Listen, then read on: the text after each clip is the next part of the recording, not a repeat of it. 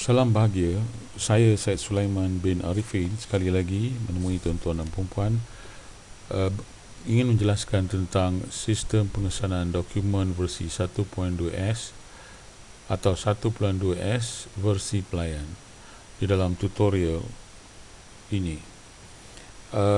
Seperti yang kita ketahui bahawa sistem pengesanan dokumen versi ini dapat membangunkan sistem fail. Untuk membangunkan sistem file, kita dengan mudahnya klik pada editor. Ini file editor ni. Dan kita akan bangunkan sistem ini melalui paparan atau interface ini atau interface antarmuka yang kami sediakan. Anda semua dapat melihat ada beberapa aras di sini, aras kumpulan seperti yang diberikan oleh Jabatan Pendidikan Johor. Kemudian perkara utama, aras sub perkara utama, dan seterusnya aras sub perkara utama dengan kod masing-masing. Kemudian kami sediakan pula pilihan untuk jilid, jilid ke berapa. Kadang-kadang fail yang ada di institusi kita mempunyai lebih dari satu jilid. Ada banyak jilid disediakan di sini, dan kita sediakan juga berapakah nombor bilangan surat yang terakhir yang ada pada fail baru itu. Baik, kita mulakan pengisian untuk melihat sama ada sistem ini membangunkan sistem fail atau tidak. Di sini dipaparkan aset tetap. Kemudian level kedua ialah perkara utama, di mana kodnya ialah 200 -1, dan kita pilih 200 -1. Kita pilih yang berikutnya. Di sini arahan peraturan panduan perkeliling, ya. Jadi saya pilih waran peruntukan pembangunan, di mana kodnya adalah 4. Okey, selepas itu kita tambah. Tambahan ini adalah bergantung kepada sekolah kita atau entiti kita atau institusi kita, pejabat mana kita, bebas untuk kita memilih apakah dia sub perkara utama yang akan kita masukkan. Jadi di sini saya masukkan peruntukan wakil rakyat dengan kodnya 1,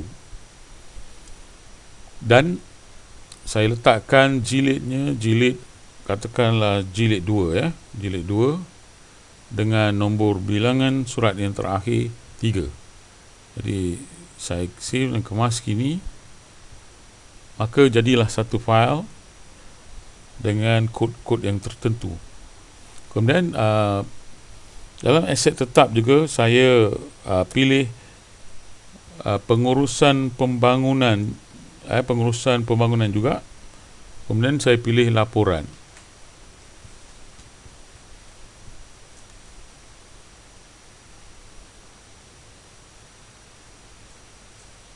Okey, laporan dengan kod 6. Tetapi dalam sistem fail yang ada, tidak ada sub perkara utamanya. Kosong, tak ada. Jadi pada level ini atau aras ini, kita cuma mengulang balik apa yang telah ditulis pada sub perkara utama.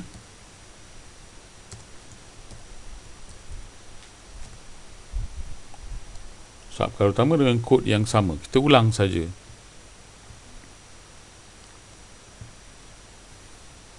Jadi dan kita letakkan jilid ke berapa dan berapakah surat yang terakhir yang ada pada sistem fail berkenaan.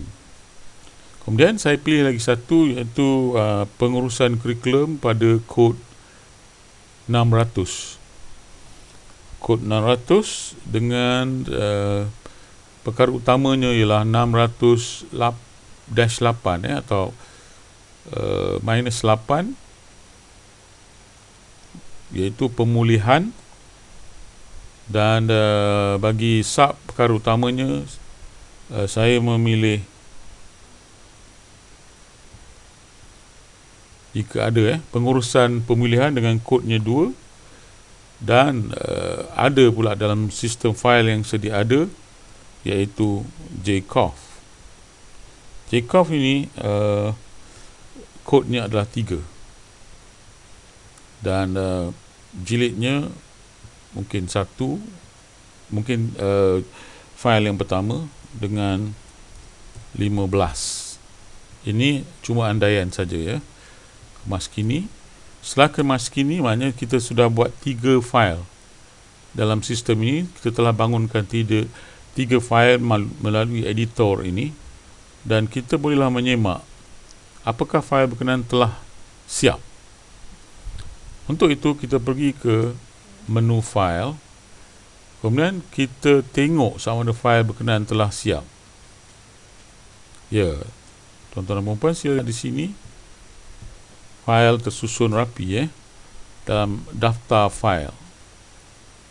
Aset tetap tadi, kemudian aset tetap lagi, dan pengurusan kurikulum. Jadi anda semua tidak payah untuk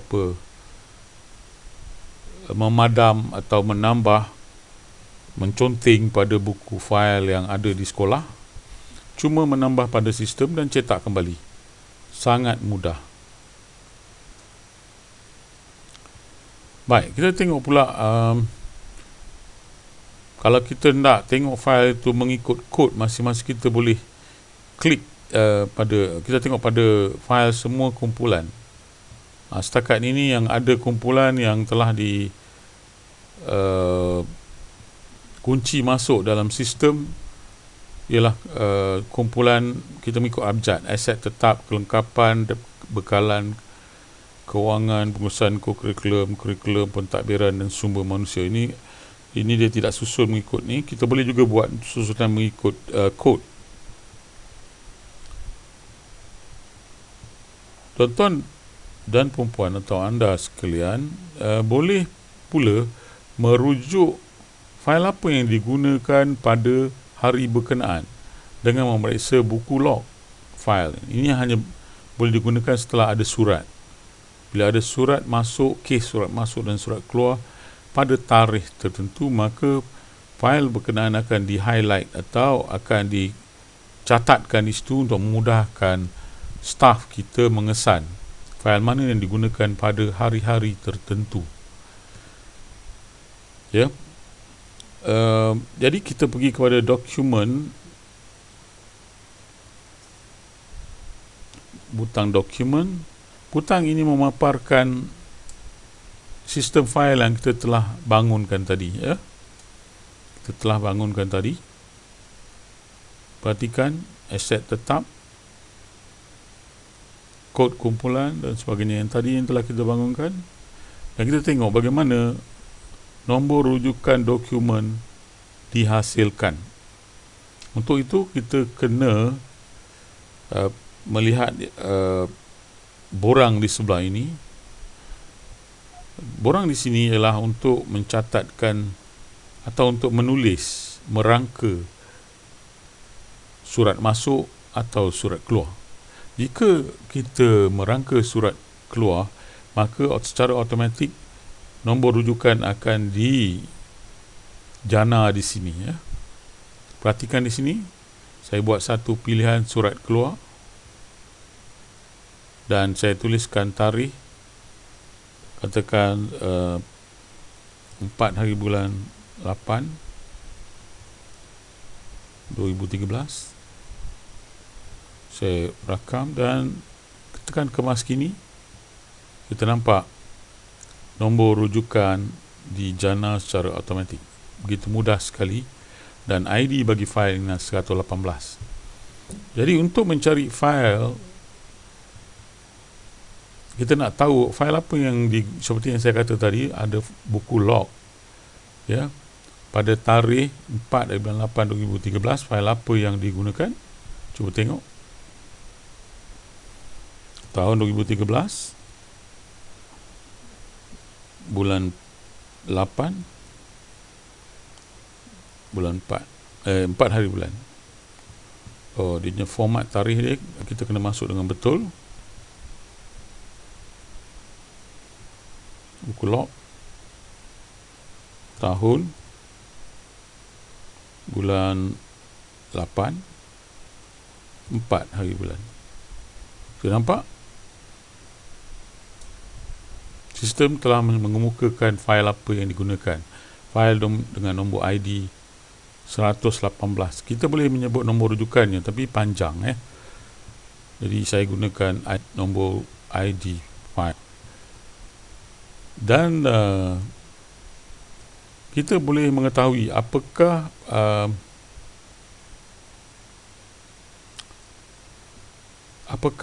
kumpulan,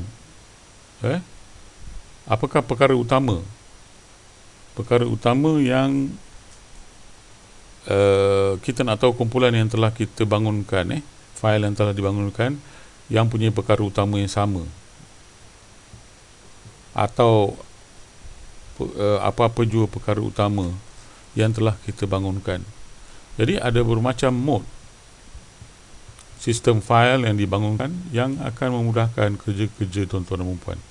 Apabila semua fail telah dibangunkan, maka tuan-tuan dan puan boleh mencetak kulit buku fail, daftar fail, dan tercatat tarikh bilakah buku daftar fail itu dibangunkan. Begitu mudah sekali.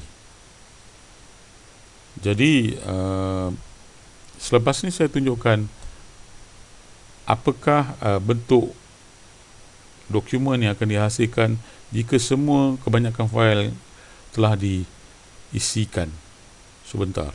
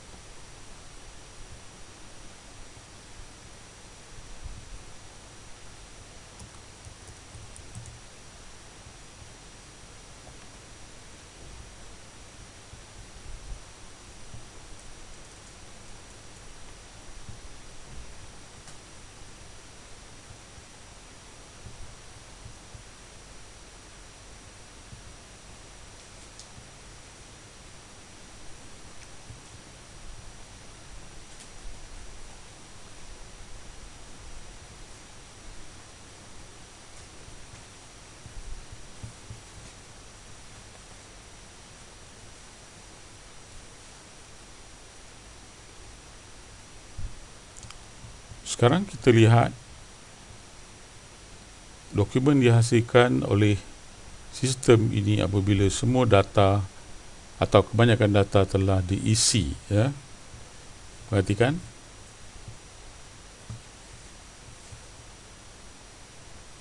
Ada banyak fail yang telah diisi di sini.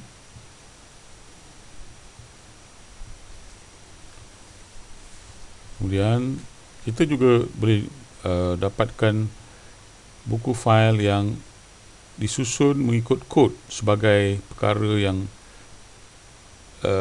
mengikut urutan kod.